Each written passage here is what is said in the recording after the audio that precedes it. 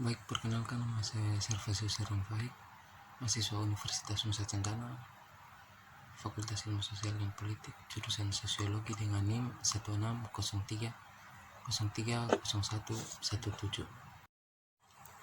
Pada kesempatan kali ini, saya ingin membahas tentang hubungan teori Karl Marx, yaitu teori basic struktur, dengan pandemi corona yang sedang terjadi di Indonesia. Pertama yang ingin saya bahas yaitu tentang pandemi corona itu sendiri. Menurut saya, secara singkat yang saya rincikan asal muasal dari penyakit corona itu muncul di tahun 2020, di mana dunia digemparkan oleh virus baru yang awalnya muncul di kota Wuhan, Cina, yang kini mengguncang dunia. Penyakit mematikan yang disebabkan oleh virus ini dalam waktu singkat menyebar ke seluruh dunia dan memakan korban yang banyak. Salah satu yang mengkhawatirkan dunia adalah jenis virus baru yang mempunyai tingkat penularan cepat ini belum ditemukan obatnya. Dalam istilah kedokteran, penyakit ini dikenal dengan nama novel coronavirus atau COVID-19. Virus ini merupakan virus yang menyerang saluran pernapasan. Asal muasal dari virus ini adalah di kota Wuhan. Spekulasi yang beredar sangat bervariasi, mulai dari virus ini disebabkan dari daging kelelawar, ular, ayam, babi maupun makanan laut yang dijual dan dikonsumsi di pasar Wuhan. Sampai puncaknya tanggal 30 Januari, Organisasi Kesehatan Dunia atau WHO menyatakan darurat global terhadap virus ini. Tak hanya selain itu, diketahui ketika pertama kali diinformasikan secara publik bahwa penyebaran virus COVID-19 ini terjadi di Indonesia, banyak masyarakat yang merasa panik, cemas, gelisah, dan pada akhirnya melakukan panic buying yang mengakibatkan terjadinya kenaikan harga di beberapa bahan pokok. Akibat dari panic buying ini menyebabkan kenaikan jumlah belanjaan mencapai 10% hingga 15% dibandingkan hari biasa sebelumnya terjadi masa-masa pandemi. Tentu hal ini semakin menyulitkan bagi masyarakat yang secara finansial mengalami penurunan atau memang secara finansial belum cukup siap untuk menghadapi situasi pandemi ini. Bahkan hal ini juga berakibat buruk dengan terjadinya kelangkaan barang medis yang sangat dibutuhkan oleh masyarakat, terutama bagi para petugas medis, yaitu masker dan hand sanitizer. Kelangkaan masker dan hand sanitizer juga merupakan akibat dari panic buying yang dilakukan oleh sebagian masyarakat, sehingga sangat sulit untuk membeli dua barang tersebut yang justru sangat penting untuk mencegah penyebaran virus COVID-19. Banyak masyarakat yang kesulitan membeli kedua barang tersebut dikarenakan kelangkaan barang atau harga yang melonjak tinggi. Pandemi corona di Kota Kupang. Kota Kupang yang merupakan ibu kota provinsi NTT juga tak luput dari pandemi virus ini. Peraturan pemerintah pusat yang diterapkan hampir di seluruh wilayah Indonesia tak kunjung membuat lumpuh perekonomian di Kota Kupang. Namun pembatasan sosial berskala besar yang diterapkan di Jakarta tidak diterapkan bagi kehidupan masyarakat di Kota Kupang. Akibatnya hampir sebagian besar warga Kota Kupang tidak melaksanakan protokol kesehatan yang diterapkan oleh pemerintah pusat. Dalam menjalankan aktivitas pun masyarakat Kota Kupang sering keluar rumah maupun melakukan aktivitas tanpa masker, dan tak jarang ada juga yang saling bersalaman saat berpapasan di jalan. Hal ini tentunya membuat penyebaran COVID-19 dapat dengan mudah menular dari satu individu ke individu lainnya. Namun lambat laun akhirnya COVID-19 pun masuk ke Kota Kupang dikarenakan pemerintah Kota Kupang menolak untuk melakukan karantina wilayah. Langkah yang lambat ini pun membawa dampak yang sangat besar dikarenakan terlambatnya penanganan dan diterapkannya protokol kesehatan dan masih dibukanya bandara yang membawa orang-orang dari luar NTT. Penyebaran virus COVID-19 makin hari mengalami peningkatan dikarenakan bukan saja virus yang dibawa oleh orang-orang dari luar wilayah NTT maupun orang-orang NTT yang pulang melaksanakan tugas, namun dikarenakan adanya orang-orang yang merantau di luar NTT. Sebagian telah terpapar virus COVID-19 yang luput dari pemeriksaan kesehatan. Adapun faktor lain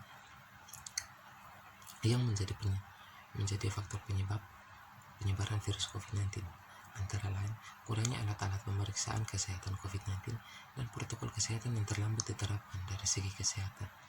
Dari segi kesehatan pun, tingkat penyebaran virus ini disebabkan karena virus ini selain tingkat penyebarannya yang cepat dan kurangnya alat kesehatan yang memadai di NTT, virus ini juga baru dapat diketahui setelah 14 hari. Akibatnya, orang yang terpapar tanpa gejala dinyatakan positif dan melakukan aktivitas seperti biasa. Namun aktivitas ini juga turut menyebarkan virus corona ke orang-orang sekitar sehingga melahirkan istilah transmisi lokal. Akibatnya Kota Kupang kini harus menerapkan protokol kesehatan yang tentunya ganjil bagi sebagian besar warga Kota Kupang dikarenakan terlambatnya sosialisasi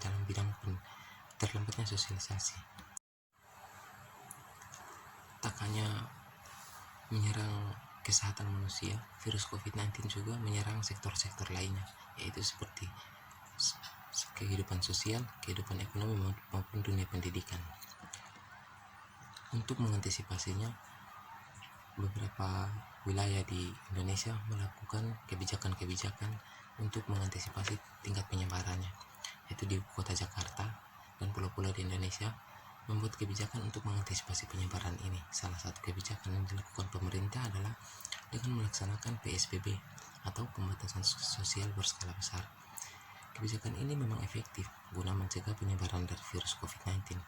Namun di lain sisi, kebijakan ini merubah tatanan sosial dalam masyarakat. Dengan diberlakukannya PSBB, masyarakat harus membatasi interaksi dan menghindari kerumunan.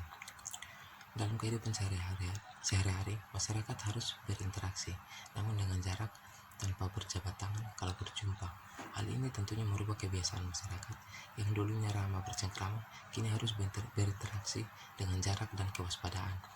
Hal ini membuat rasa curiga antara satu masyarakat dengan masyarakat lain. Di bidang pendidikan, di mana sekolah-sekolah dan universitas harus diliburkan. Aktivitas belajar mengajar dilakukan melalui daring. Tentunya hal ini membawa perubahan dalam cara belajar dan mengajar, di mana para siswa dan siswi harus mengakses smartphone guna mengikuti pelajaran yang diberikan oleh guru-guru.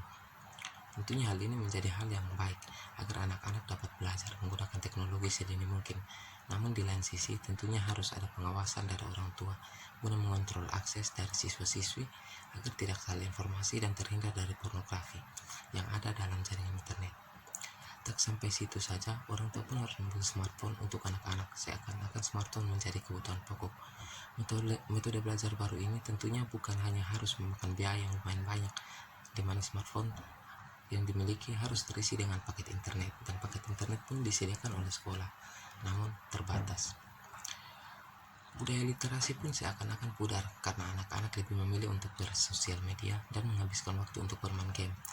Tak adanya pengajaran karakter pula yang biasa dilakukan di sekolah. Tentunya ini membuat anak-anak lebih tertutup dengan lingkungan. Tak sampai situ, pengaruh virus ini pun mempengaruhi guru-guru dalam cara mengajar, di mana dengan dilakukannya pengajaran melalui media daring tentunya tak selalu mulus karena jaringan internet yang kadang lelet. Belum lagi guru-guru yang dituntut untuk harus bisa menggunakan teknologi smartphone secara optimal, dan anak-anak yang di desa yang bahkan belum tersentuh teknologi pun harus dituntut untuk bisa. Efek dari pandemi ini pula menjalar pada kehidupan sehari-hari, di mana dalam menjalankan aktivitas sehari-hari masyarakat harus menggunakan masker. Kebijakan yang dikeluarkan ini juga sangat membantu masyarakat guna mengantisipasi penyebaran virus. Dan dengan kebijakan ini ada masyarakat yang menggunakannya dengan berjalan masker. Tentunya dengan ini dibukanya lapangan kerja mandiri. Seperti ini membuat masyarakat dapat memenuhi kebutuhan sehari-hari. Namun yang dikhawatirkan adalah apakah masker yang dijual ini steril dan aman digunakan. Tak sampai situ saja, itu kebiasaan-kebiasaan lama sering diabaikan, yaitu tegur senyum sapa yang telah menjadi kebiasaan masyarakat kian hari kian memudar. Secara sosiologis, pandemi COVID-19 menyebabkan perubahan sosial yang tidak direncanakan. Artinya, perubahan sosial yang terjadi secara sporadis dan tidak dikehendaki kehadirannya oleh masyarakat. Akibatnya, ketidaksiapan masyarakat dalam menghadapi pandemi ini pada gilirannya telah menyebabkan disorganisasi sosial di segala aspek kehidupan masyarakat. Lebih jauh, kondisi masyarakat yang belum siap menerima perubahan akibat pandemi COVID-19 tentunya dapat menggoyahkan nilai dan norma sosial yang telah berkembang dan dianut oleh masyarakat selama ini. Meskipun demikian, masyarakat pada dasarnya memang akan selalu melakukan perubahan. Masyarakat tidak bisa dibayangkan sebagai keadaan yang tetap, melainkan sebagai proses yang senantiasa berubah dengan derajat kecepatan, intensitas, irama, dan tempo yang berbeda. Akan tetapi, dalam konteks merebaknya pandemi COVID-19, perlu diketahui bahwa Apakah perubahan yang terjadi dalam masyarakat bersifat total sehingga menghasilkan sistem sosial baru yang tidak hanyalah proses negosiasi ulang di dalam sistem sosial sehingga akan tercipta titik keseimbangan yang baru. Selanjutnya yang ingin saya bahas yaitu tentang teori basic struktur dari Karl Marx. Pertama-tama kita lihat sedikit tentang Karl Marx. Karl Marx merupakan salah satu pencetus teori sosial yang banyak mempengaruhi kehidupan masyarakat.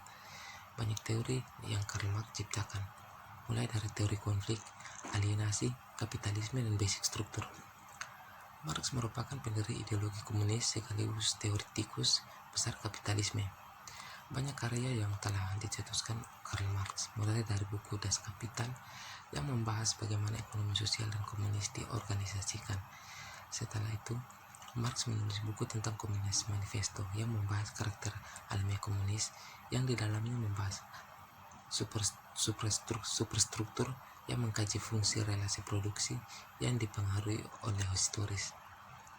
Dalam kaitannya dengan masalah pandemi yang sedang dialami hampir seluruh negara, saya akan membahas sedikit mengenai hubungan teori basic struktur dan pandemi yang sedang terjadi, di mana basic struktur adalah salah satu teori yang sederhana dan ekspansif, mengacu pada semua aspek lain dari masyarakat. Ini termasuk meliputi budaya, ideologi, pandangan dunia, ide-ide, nilai dan keyakinan, serta norma dan harapan. Identitas bahwa orang-orang menghuni lembaga-lembaga sosial seperti lembaga pendidikan, agama, keluarga, dan lain-lain. Struktur politik dan negara yaitu meliputi aparat politik yang mengatur masyarakat. Marx berpendapat bahwa superstruktur tumbuh dari dasar dan mencerminkan kepentingan kelas penguasa yang mengontrol itu. Dengan demikian, superstruktur membenarkan bagaimana dasar beroperasi dan dengan berbuat demikian membenarkan kekuatan kelas penguasa. Dari sudut pandang sosiologis, penting untuk mengenali bahwa baik dasar maupun superstruktur yang terjadi secara alami, mereka juga tidak statis. Mereka berdua merupakan kreasi yang dibuat orang-orang dalam suatu masyarakat. Dan kedua adalah akumulasi proses sosial dan interaksi antara orang-orang yang terus bermain keluar, menggeser dan berkembang. Marx berteori bahwa superstruktur efektif tumbuh dari dasar dan bahwa hal itu mencerminkan kepentingan kelas penguasa seperti pada zaman dulu, yaitu antara kelas borjuis dan proletar. Dalam hal ini, masalah pandemi ini, saya menggunakan teori kerangka teori perubahan sosial Karl Marx dalam buku On Society and Social Change. Itu dimana dalam buku ini Marx membagi struktur sosial masyarakat ke dalam dua struktur, yaitu struktur dasar atau basic struktur berupa cara dan alat produksi, dimana di dalamnya meliputi persoalan ekonomi, dan suprastruktur yang terdiri dari realitas abstrak, yaitu kesadaran dan realitas terinstitusional seperti agama, keluarga, politik, hukum, budaya, dan lain-lainnya. Menurut Marx, perubahan sosial didorong oleh posisi situasi basic struktur yaitu ekonomi, sehingga tatanan suprastruktur seperti agama, budaya, sosial, keluarga, politik, dan lain-lain sangat ditentukan oleh basic struktur. Artinya, ekonomi menjadi faktor dominan atau penentu arus perubahan sosial di masyarakat. Namun, teori Marx saat ini kurang tepat untuk dijadikan landasan pembacaan terkait faktor utama pendorong perubahan sosial di masyarakat dewasa ini. Bagi saya, berdasarkan realitas sosial yang terjadi di masyarakat saat ini, faktor utama itu basic struktur pendorong perubahan sosial masyarakat adalah lebih dikarenakan COVID-19, bukan faktor ekonomi sebagaimana teori Marx, sebab munculnya virus COVID-19 mampu mengubah bangunan superstruktur di masyarakat.